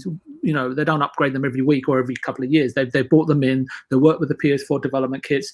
Bang. So there could be an incredible amount of spend overhauling all of that IT infrastructure, which is not a small spend in terms of getting prepared for development on these new systems, especially when 200 or 300 people on a team, coming off of this version of, I don't know, Assassin's Creed, and then moving on to pure next gen and stuff like that. It's all a cost, right? So they're probably looking to say, well, how do we offset this infrastructure cost? Well, we'll pass it on to the consumer. The second thing I can think of is platform holder fees. Now, I remember back in the PS3 days, they did go up, and then they came down after several months. Maybe even a year or two. I can't remember exactly. So we don't know what Sony and Microsoft are charging in terms of platform holder fees for these new systems. It could be a few percent. It always does fluctuate, and it does go up when a new system comes out. Now, we also don't know what these dev kits cost. this time around. I remember back in the day, Nintendo and Sony ones were very expensive just to have the kits on site. So I'm just looking at where costs could go up, and in terms of actual production development. And I know that Xbox hasn't come out and talked about it, but I go back to what Mark Cerny was saying in terms of time to triangle, reducing development timeframes in his actual speak, asset management. I can't remember, so please correct me if I'm wrong. Something about to do with creating LODs and texture maps and compressing them and all this kind of stuff that takes artists and all the laborious stuff that takes them ages and ages and ages to do, that don't have to worry about with all of that stuff. So I think that there are time savings, but the other thing that Luke mentioned was in terms of the expansiveness of these games going forward. Okay, are they gonna? What will they do with AI? What will they do with that kind of thing? Right within the development, our game's going to be that much bigger. They're all pretty big enough, in my opinion. But in terms of how much detail will be incorporated into it, something like similar to The Last of Us and so on and so forth, and even Red Dead 2, for that example, that all takes time. So yeah, it's a tricky one, but I just don't buy into the fact that development costs are going to go up so much until I see it for myself, that they, on something that sells 10 million, or even, I don't know how much Call of Duty sells, 30 or 40 million, that it requires a $10 increase in that respect. But at the same time, we know that publishers spend an incredible amount of money in R&D and on titles on projects that cost $1 million up to 10 million that never see the light of day. So yeah, there's a lot of stuff there in the mix. But yeah, $70 is okay if you want it, but in some respects, as I explained to you, in terms of the value you get out of it, it may end up being quite expensive. Yeah. Go on, Luke. Sorry. No, I was just gonna come back on that and say I think in terms of dev costs, you're both correct in that, this is a generation where you're hopping from one console to another, and although there are many facets of the new consoles that are different, ultimately the architecture is the same. It's all x86. It's all common to both platforms. It's much easier to bring your tools over to these consoles than it's ever been before. So, and then as VJ was saying, I think Microsoft have touched on this, but I think Sony have been the ones with the Cerny speech that have really kind of pushed it, is trying to get tools in place on the system to make a lot of these tasks that developers typically encounter and that typically take a long time, to reduce the bottleneck on those tasks and to reduce the time that they take. So that invariably, or at least in theory, will reduce costs in those areas. But I think the point is, and I don't know, and it's really hard to say whether any of this justifies a $10 increase across the board, which is obviously quite a significant increase relative to the current price of things. But you're seeing games push for far more detail, far more attention to detail, bigger worlds, smarter AI, more complex animation. All of that translates into extra costs in terms of two areas. One, in terms of the amount of people that are required to work on this. So game development studios are constantly hiring. And people being the biggest overhead for any business. Exactly. I mean, that is essentially, in game development, that is essentially your largest overhead cost, is the salaries of every person who's developing this game. And so, and the problem is that when you get to that point, you get to a point where, okay, we're pushing for all of these extra things in our game. The other cost that translates to is time. And time is a massive cost, because the longer that you have, a 300 person, let's more than that, let's say 500 to 800 people working on Red Dead Redemption 2 at Rockstar across their multiple development studios. And I've known a couple of QA testers from Rockstar as well who tested that game. And the QA element of that game alone was, I think, about 100 staff. So, which is more than, many development studios. So, the more you increase the complexity of these types of games, and this is purely in the AAA space, I'll say, because obviously a lot of this doesn't apply the lower down you go, but the more you increase that, the longer games take to make, naturally, the more that they cost. And also then it becomes a question for the publisher is to how do we, are we confident enough that we can sell 10 million copies of, or however many millions of copies they need to sell, to make a significant return on the investment they're putting in terms of ongoing overhead costs. And it's one of the reasons why delays are such a complex and difficult discussion to have between publishers and developers, because, publishers, by the time a delay comes around, they've already invested significant money in a developer. And, if you're delaying a game even for 6 months, that's a lot of additional cost on top of what a publisher's already spent to kind of fund the cost of development. So, when you combine that with all of those factors, I think that's where you get these kind of big increases on kind of development costs that ultimately will probably filter down to consumers.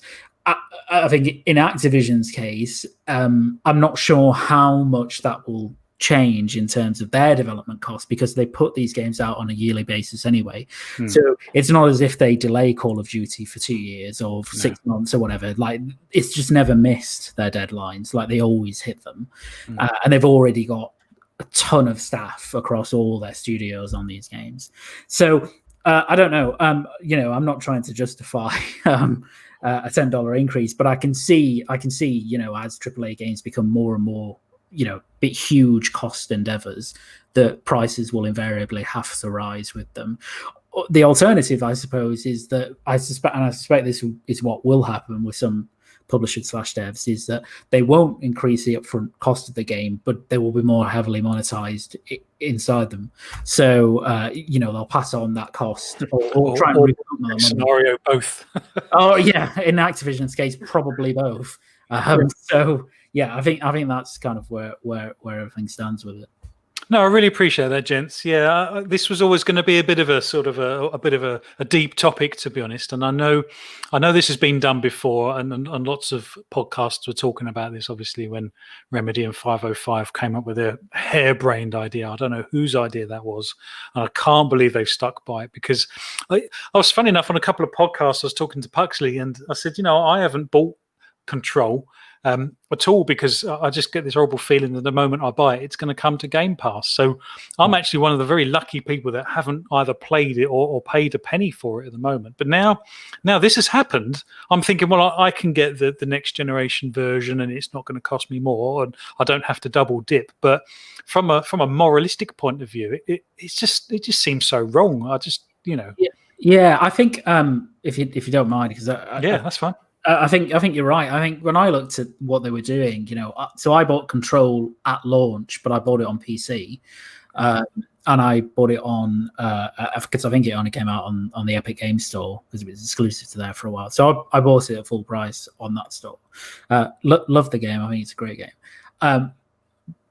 For me, obviously, I'm not impacted by any of the this kind of 505 package, because the next generation version of Control, I assume, for the PS5 and Xbox Series X, will simply be the high-end PC version, which, because that version has comprehensive ray tracing effects. That's true. It does, doesn't it? Yeah, that's highly scalable. Yeah, good point. So it has that, and it has other feature sets that are upgraded above and beyond the PS4 and Xbox One versions, which are perfect for making a next gen version. So I don't think it will be anything above that end.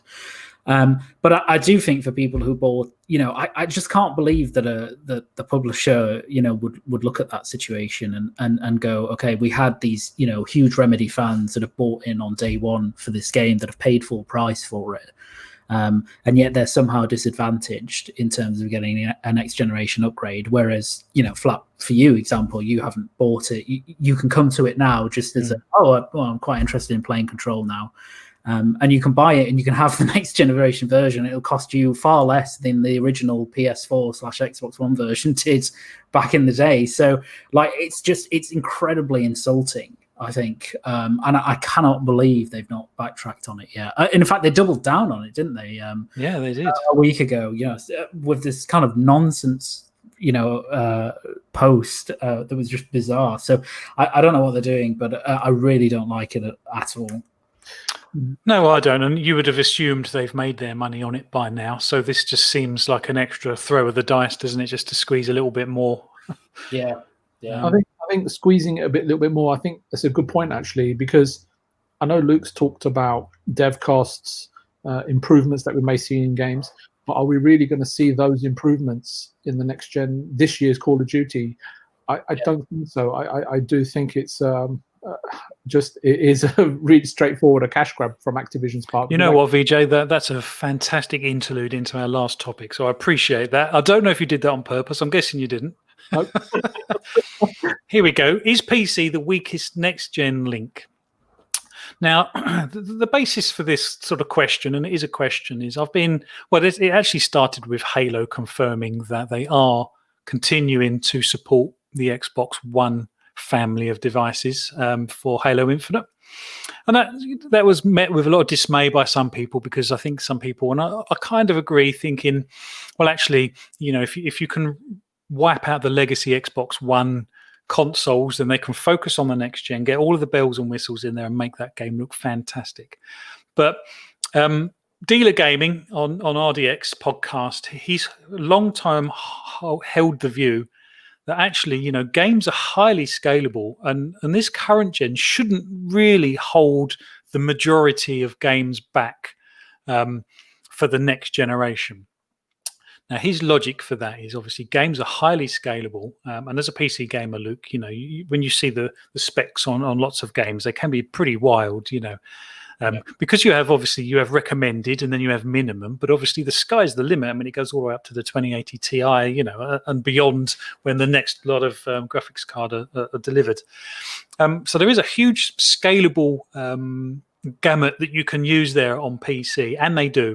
So I guess his question is, and he makes it quite clear that his opinion is that actually he doesn't think supporting this current generation for Xbox is actually going to be the downfall or the holdback that it might seem on the surface of things. Now, there is obviously a caveat to that, and actually this is the question you asked earlier, VJ, in the fact that there are going to be some games that you can't do on current generation purely because of the hardware, mainly possibly the CPU, the SSD, sorry, but also the CPU, because obviously the CPU in PCs and the next generation consoles are leaps and bounds over the current generation. So there are some limitations on the current gen with regards to that. But I think it's probably the SSD that's going to be the biggest difference, and perhaps we've already seen that in Ratchet & Clank Rift Apart and the Medium and things like that. But the essence of this particular topic is that on Eurogamer today, Sony stated that they are still going to be releasing their PlayStation games on PC. Now, again, on Dealer's program, he's claiming that the next weakest link in next generation is actually probably going to be PC. Now, let's assume we've moved on a little bit from this current generation, and it is just literally the next generation. The average PC gamer doesn't have a CPU or graphics card or even a hard drive or SSD anywhere near that of the next generation consoles. And if large platform holders like Sony still want to tap into the PC market, then I guess their game developers are going to actually have to program for the lowest denominator, which is likely to be PC. So I'll go to Luke on this one first, if you don't mind, VJ. Sorry. What's your thoughts on that, Luke? Do you think PC will actually be the weakest link in the next gen lineup, and will game devs have to consider the lower spec PCs when they're designing their games? No, I don't agree with that at all. From Dealer, I can see the perspective, but I think the kind of the issue is, it's not an issue, but the situation is that, with the exception of one or two games, which are developed exclusively for the PC and aim to take advantage of high-end spec on that platform, all the games that we play, when a developer is sitting down to hatch out ideas and think about what this game can do, the baseline is not some low end PC rig. It's not some 10-year-old laptop that has to be able to run the game. It's the consoles, right? So in this case, it's the Xbox One. Mm-hmm. That's your low spec. That's your really low spec. And you can find many PCs from the last 6 or 7 years that are more capable than the Xbox One or the PS4 for that matter, even at the very low end, because the consoles now, the base consoles are so fundamentally outdated that's very easy to do. Next generation, obviously, we will have an uptake of, the baseline is going to be raised significantly because we're going into Series X, PS5, and Series S, let's say, as well. And so your baseline in that case is going to move on significantly, at least across development, to, let's assume, the Series S, because that will be the weakest platform of all of them. So yes, there will be, if that's the baseline, then as far as a baseline goes, it's a very powerful console because you have, an advanced GPU, an advanced CPU. I'm not sure how much RAM it will have, but kind of total system RAM, but a fair bit. 10 gig. I've heard the rumors say 10 gig. Yeah, probably 10 gig, something along those lines. Maybe 12. And an SSD. But all that will do is move on, the kind of recommended minimum specs of the multi-platform games that release around that time for those consoles on PC. If you look at something like Flight Simulator, which is just released, the minimum spec on that to just get it kind of running to an okay level is a GTX in the GPU area is a GTX 770, which is about probably in practical terms 3-4 times more powerful than an Xbox One or a PlayStation 4. And so when you're developing games specifically for this kind of moving baseline, you're going to have that baseline on PC move up and down as it needs to. So I don't think game development will be hindered in the next gen by PCs. I mean, there's an argument for sure to be asked around the SSD element of it. Will that limit will PC be the limiting factor there? Because obviously not everyone has an SSD, right? So many people still have mechanical hard drives. But if you look at what's happening on the kind of PC exclusive area, there are games now that have that as a minimum requirement. So Star Citizen, for example, which is designed for next generation hardware on the PC space, has that as a minimum requirement. And that will continue to happen.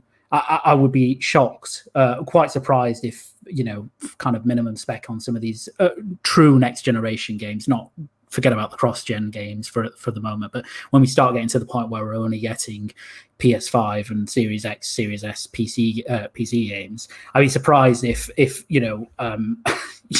on a minimum spec for some of these games, you've got mechanical hard drives and really low-end CPUs, etc. Because the baseline will simply move up to the weakest link at that point. So, and that's what consoles. This is why it's so important for consoles to kind of leave previous generations behind, because they are the fundamental baseline that informs game development.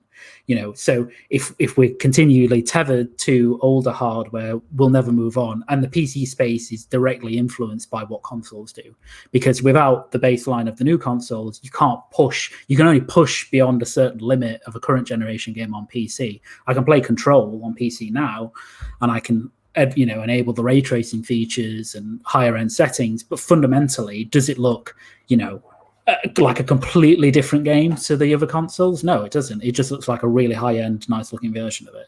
It's only really games like Flight Simulator where you play that and you're like, actually, this is just so far beyond what this generation is capable of. So I can see the perspective, but I just don't think in practice that's how it works, and I don't think that's how it will work coming into this gen.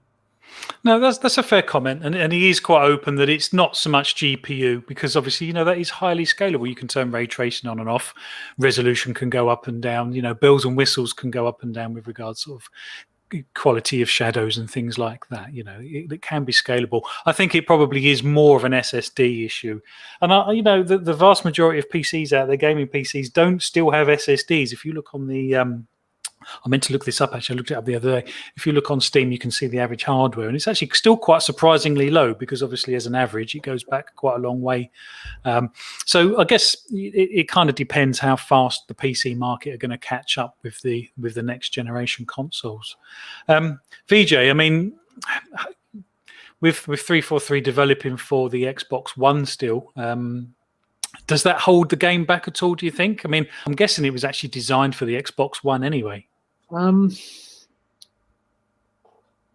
we referring to dealer's comment here, or are we specifically talking about Halo? Well, kind of both, but let's focus on Halo and 343's announcement that they are still, you know, bringing the Xbox One launch of the game out. Just before I go on to that, I just wanted to say I don't know this gen dealer gaming, so I don't want to take his point out of context. Mm-hmm. I'm in complete alignment with Luke here. I just don't see the point the guy's trying to make. So from a business perspective, every developer and publisher, they're all making all different types of games. Every developer and publisher, they'll look at the genre, the customer base, the bottom line, and take steps accordingly to meet a business plan. That makes sense, because mm-hmm. that's how everything is here. And I think Luke's right in the fact that it's not PC. I think Series S and X are so distinct, and this does sort of roll into answering the question specifically about Halo. They are very distinct machines, and Series S, we only know what's been told. Nothing's official yet. So, and for me, when I look at a PC, I don't have a PC, so I don't mean to cause any offense, but for me, they are like Frankenstein monsters. You add bits and pieces to them, and then it tallies up with whatever the requirements are of the software that you want to play. And if you look at Sony, whether they're going to do PC or not, none of those development teams, well, probably all of them are on PS5, and none of them are going to be considering PC. They're just going to make the game to the maximum of their ability based on what's in front of them. I think 50% of Xbox studios are on next gen, and when I say next gen, I mean Series X. There's all of them that I've seen. They don't say PC, they don't say Series S or Series X. Now, but Microsoft do have a distinct issue with targeting several machines and platforms, shall we say, right? So I was doing some research actually when you were talking about this. I was just looking into Perfect Dark, and I was looking at like the couple of guys that did, I think it was Martin Hollis and a guy called David Dokes, I think. They designed and directed Perfect Dark and then left. Chris Tilston, who was a gameplay designer and a coder on Perfect Dark on the first game, actually ended up directing and leading the second game. So what happened to him is that he was prototyping on the GameCube. Just as he was doing that, and the team, the Rare was sold to Xbox. I think it was Xbox, right, back in the day as well, right? So it sold, and then development shifted for Perfect Dark Zero from testing and working on the GameCube and preparing for that, shifted over to the original Xbox, and then a year, I think, or 8 months or something like that, Microsoft walked in and said, "Hey, by the way, can you shift this to an Xbox 360 launch title?" Right, and and it was on an interview. It was a really old one that I managed to find. It said that, look, up until launch, because David Braben and Martin Hollis, they still hold like events for developers to come and chat and talk to them about historical stuff so that people can learn. So they said they faced several issues up until the launch of the game. They had to cut several features, and Perfect Dark Zero, in the end, by when it was received, was terms of it was liked and so on and so forth. Everybody felt it was rushed. The controls were clunky, and the overall feeling was that the game was not finished. It was not refined, and it was not polished. Now, all of these little changes that have been occurring leading up to the game are significant challenges, but you got to realize it was only one format that they ended up working on. But my question is, this sounds so familiar. Doesn't it sound so familiar in terms of what's happening to Halo at the moment. And it sort of makes me wonder, it concerns me, is Microsoft doing things in a certain way even now, and they haven't learned from past mistakes? And the problem for me always in a publisher, and a big publishers, and it's consistent now as it was back in what I'm talking about happened in 98, 2000, is that what I find is that there's never truly a publisher or a developer where there is real open communication between basically four groups: the management, production, marketing, and development. I see it over and over again where corporate are trying to sort of hedge bets, in effect, with Microsoft, right? I think they're going for a wider and hedging the bets across several platforms for their games.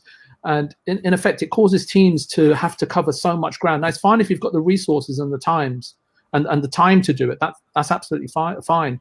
But at the end of the day, it does more so than not lead to poorer, content development, in my opinion.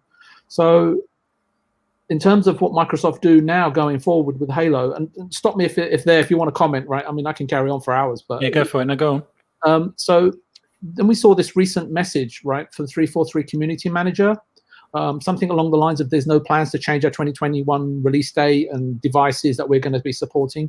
So for me personally, when I read that, and I'm familiar with these kind of things, is from my perspective only, right? I'm not saying this is the truth and you must trust me and believe me, but to me it was just like a placeholder in terms of stemming the tide and of negativity.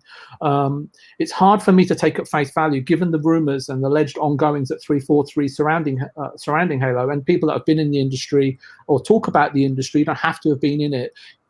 It's not wide rumor or allegations, because we can see what's occurring, because we've seen what's on the screen for ourselves, right? What can't be, can't lie.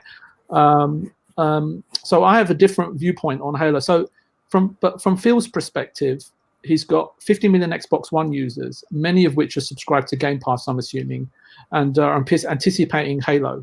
From 343's perspective, if I was a development guy in that team, I said, look, we've tried something for 3 or 4 years and it hasn't worked. But maybe the universe is telling us to take a different approach. Painful as it may seem, it will lead to the best outcome born out of a difficult situation. And then from the outside looking in, from our perspective, we're saying, look, it's the easier and preferable way forward to get the team focused on a single target format with fixed specifications to aim at and remove certain obstacles and bottlenecks in production. In turn, what that does is energize the team and gives it a new lease of life. However, then you have to go back to what Phil's been saying and his ideology and intent towards the gaming communities and the efforts behind Game Pass and obviously the extension being xCloud. If Phil can get 343 to deliver Halo on all target formats, and which I believe they're obviously doing because they're delaying the game, in a meaningful way to include everyone, then I'm totally on board with this. But whatever the way forward, Microsoft needs to change its production methodology. It needs key people in place. So I know that they've brought in, and I'm coming to the end here. So I know that they brought on Jason Statham. Sorry, I mean Joseph Staten. I was going to say. I hope he's given the freedom to kick things back into shape. Even if it means the situation arises where Joseph has to contradict 343's recent tweet. And it's interesting that it's come from the community manager, not from the top, because them contradicting the community manager helps the community manager save face, right? So I hope Phil supports this guy, because he seems like he's been around a long time. He's been around production. He knows how to ship games. He understands what the fans want. But I just hope Phil that values his opinion. And I'm going to sort of like, something just popped in my head here, but I'm sort of going to kind of finish up here with a kind of tongue-in-cheek thought. Maybe a good time to remember that it took Michelangelo 2 lots of 4 years across different decades to complete all of his work at the Sistine Chapel. I'm not saying that's going to happen to Halo, but it did sort of end up okay. So No, I agree. And you know what? Yeah, exactly. You know, we mentioned this, didn't it? If it needs to go back in the oven for a few months or even quite a few months, then that's the right decision to make. You can't mess up Halo. You know, Microsoft have got one shot at getting Halo right, and they absolutely have to do whatever it takes to do that, whether that's bringing in other members of staff, obviously people that have worked on it before, and then giving them the amount of leverage to be able to make a difference, because it's no good bringing in Jason Statham and not giving him the power to make any difference. It's a very interesting point, and thank you for both of those, because I know it was a bit of a mishmash of a topic, and we kind of started off about PCs and ended up on Xbox Ones. I guess the whole essence of the topic was, what's actually going to hold back games from progressing next month. And I do agree, it's going to be obviously the current generation for Xbox, not so much on PlayStation. They're obviously going in a slightly different direction. It was interesting to see if PC might hold games back for a year or two, because everyone hasn't got the sort of NVMe SSD. Will Ratchet and Clank Rift Apart be coming to a PC anytime soon? Probably not. Don't know. I think listening to Luke, I think it'll just run on his mobile. That's the dream. Native mobile gaming. Nice. That would be nice. Oh, that would be great. I'm conscious we've had some messages from Fugly, and I'm sorry I've not responded to them. We need Puxley for this. He's good at the comments and stuff. But Fugly said, "Have we heard about Wi-Fi 6 on PS5?" I have. I heard that today, actually. I'm hoping and can only assume Xbox Series X will have the same. Do you think they will, VJ? You would assume so, right? I mean, there's been talk here. Luke's probably more familiar than this with me, but there's been a lot of talk about Microsoft has all of these specifications, all of these tools, all these built-in custom tools and software to really help, sort of help the Xbox X excel in many ways. And Sony have been quiet on it,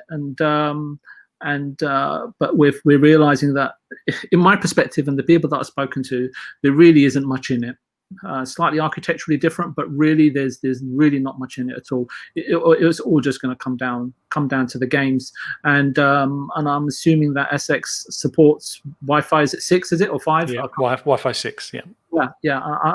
It will, but how much of a difference there is between 5 and 6, I just have no technical clue. So, there's a big difference apparently, because Wi-Fi 6 is actually able to stream individual streams from certain devices, and because with Wi-Fi 5 you kind of have to take turns and everything gets stacked up. And although it works lightning fast, it could be a lot faster. It's not very efficient, Wi-Fi 5. Microsoft make lots of technical devices, don't they? So Wi-Fi 6 will be something that I would like to think is in all of their devices going forwards. Does that definitely add a benefit to Game Pass, the way that operates, streaming and so on and so forth? Well, that's a good question. I don't think it would reduce latency. Well, it might do, I guess, to a certain degree, but you would need a Wi-Fi 6 router that would be able to support that as well. What's your take on that, Luke? That's a good question. I think firstly I would expect the Series X to support Wi-Fi 6.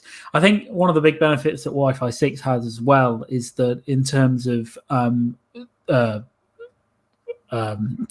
bandwidth reception from your router, you can affect it. So at the moment, there's kind of a soft cap on how much concurrent data you can receive across on Wi-Fi 5. So, for example, across kind of really high-end stuff, it's only about, say you've got a gigabit connection and you're broadcasting across Wi-Fi to your console. First of all, you have to, in any of this, in the future, you'd have to have a Wi-Fi. Obviously, your console has to be Wi-Fi 6 compatible, but also your router has to be as well. Yeah. But let's say that they are.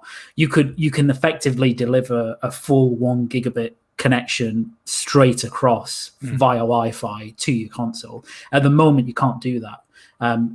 It's around 600 megabits that you can broadcast at the top end down to a console, and even then it gets garbled a lot because of Wi-Fi 5. So that's one of the big benefits that's going to offer going forward as people start upgrading kind of their their mobile network, etc., their network at home, and then their consoles, is that eventually, and also the key part, their internet connections. And I appreciate not everyone has access to a gigabit or more, but as you start doing that, you're just going to get more consistent, solid, quicker speeds for downloads, for streaming, for everything really. So it's going to be a good benefit in the future. I don't know to what difference it will make across things like Game Pass streaming. I'm not sure if that kind of thing is engaged in that process, but certainly in terms of your just enjoyment of things at home across your network, it's going to be quite a good spec to have. So I'll expect Series X to have it, and we're just starting now, I think, in the last kind of year or so on the kind of home network space to get routers that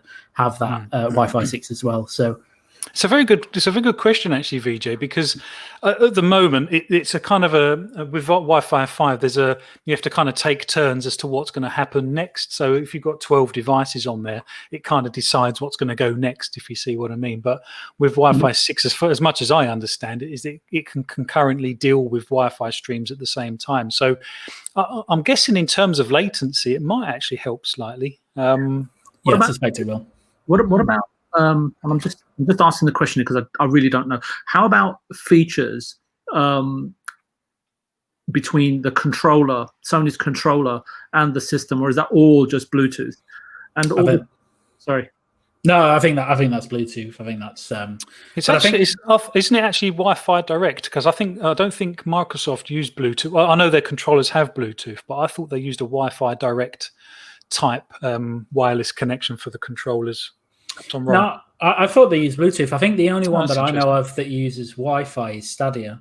So your controller connects directly to the cloud to reduce latency on that end. Because if you had, say, a Chromecast and then a controller, and then you're introducing Bluetooth from your controller to your Chromecast, and then your Chromecast goes up to the cloud to get the game, it introduces a layer of latency that will just destroy the game, essentially, in terms of input reaction. So when I say Wi-Fi, though, I don't mean via your router. I mean Wi-Fi from the controller straight to your Xbox on a different Wi-Fi frequency. Oh, right. No, I think. I mean, I'm not 100% sure, but I think it's just using latest Bluetooth. But okay. Because I know the older controllers didn't have Bluetooth, so I'm guessing they must have been Wi-Fi. Because it's only the newer ones that have Bluetooth, I believe. But that's something we can Google after the show, I guess. Sorry, VJ. Just got one more silly question. You get like on Twitch streams where you get the game running and then you get the presenter in the corner. How about if they had something like that? So if I was playing with you, Luke, I was playing a game with you and I could see you in the corner of the screen and you can see, can that already be done? Or is that something that this Wi-Fi 6 would allow in terms of multiple streaming multiple layers of content? I think that's an interesting question. I don't know the answer to that, to be honest. I think we should make it. Yes, it could be a whole topic just about Wi-Fi 6. I think if you were doing that from two separate devices, then Wi-Fi 6 would probably help. But if you're just doing it via the one device, then it's kind of the same difference, I think. Yeah. Interesting point there, and some good questions come up tonight. Really grateful for those. And Fugly's also said he's most excited for Xbox Series X getting off on Microsoft DirectX 12.2 Ultimate. Is that a game changer, Luke? In many ways, it is. Yeah.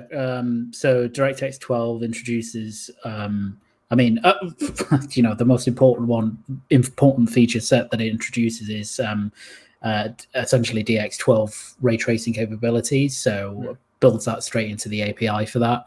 So that's something that DX11 does not do, or you can do it, but you have to bolt it on, and it's quite a complicated process as I understand it. So it's going to be a big game changer. And generally with DirectX, you get performance uptakes as well. So it's the API is much more efficient, which helps your game run better, etc. And that passes on then to the person who's playing the game after that, all that development work's been done on it. So it's quite exciting. There are games. So for example, Control, our favorite game by our favorite publisher, you can only run the ray tracing features in that game by enabling DirectX 12. You can't run it under DX11. So it is a game changer. Do we know how the velocity architecture is coming to PC? I mean, is that going to be delivered via DirectX? Do we know, or is that a separate thing? Because I've heard it's coming to PC. I think, as I understood it, the velocity architecture was specifically for the Series X in terms of the kind of I/O throughput of the system. So I think that's more foundationally, it's more a hardware, Series X hardware thing. Obviously, I guess the thing with any I/O subsystem, I/O throughput, that kind of element on console is that you can, in terms of engineering, is you can highly customize it, right? So, and that's what both Sony and Microsoft have done, which makes that whole system in terms of how it reads and writes data across the SSD much quicker than the practical specs would suggest, right? On PC, you can't do that because you can't customize. I can get a motherboard, for example, and I have a slot for an NVMe drive, but I can't customize what happens between that NVMe drive. So are you saying it's hard baked into the SoC? Yes, I mean essentially it's hard baked onto the motherboard of the system. So and the SoC itself. So I think that's something that will just be an advantage across velocity architecture, specifically across the Xbox Series consoles, and then PS5 has its own custom I/O. Okay, it's been quite a technical one tonight, hasn't it? The Fugly's come back to us saying it's like a dedicated connection link. I'm guessing that's in relation to Wi-Fi 6. No, I really appreciate that. Any closing statements, VJ? No, thank you for having me on board. Well, you're welcome. I've had a really good time, actually. Like I say, when you put together the topics, it's difficult to know what's going to be hits and misses, and I've not been in the game long enough to know that beforehand now. So I'm just trying bits and bobs and seeing what works and seeing what doesn't. Time's flown by, to be quite honest with you. Yeah, it has. I enjoyed the Gamescom bit. It's quite nice to talk about games, and I like talking about the technical hardware specs, but it can be a bit boring, and it's not everyone's cup of tea. And I am by no way any sort of oracle on the situation. I pick up bits and bobs. I have a technical background, so I understand bits and bobs. But how it all comes together is still sometimes a little bit of a dark art for me. But I thank you very much, gentlemen. If anyone wants to catch up with you, particularly on Twitter, where can we find you, VJ? You can find me at Viewpoint Gaming. Excellent. And you're quite active on Twitter, aren't you? And I'm sure you're open to any questions and suggestions on there. So that's good. Luke, where can we find you? Yeah, I'm on Twitter. I'm at Luke Steele 90. Just give me a follow and happy to interact. I'm always on there. And thank you again for having me, Phlapp. It's been, you're been welcome. great. No, you're welcome. You're very knowledgeable, both of you incredibly knowledgeable, and it's an absolute delight to have you on. I know that, particularly with Puxley not being here today, and I knew we were going to have a good show simply because of the sort of the caliber of the guests. And I'm not just blowing smoke in certain directions. I genuinely mean that. And you've got a pedigree. Boom doesn't just have anyone on his show, and he certainly doesn't invite people back for a second term if they don't have the pedigree to go with that. So kudos where it's deserved, gents. Thank you very much in the chat. Thank you, Fugly, for being here. We normally have the thinker in the comments after the event. In fact, the vast majority of the views, and I think that's common across the board for podcasts, happen after the event. So we might not have huge numbers while it's happening, but we've been pulling in roughly 100 views of these sort of videos post going live. So please leave comments. If there's anything, any suggestions, any topics you want raised in the next one, please feel free to add those. I appreciate the community we're trying to build. And that's it for us today. So thank you for being with us. This has been Green Pass Gaming, and we'll see you on the next one.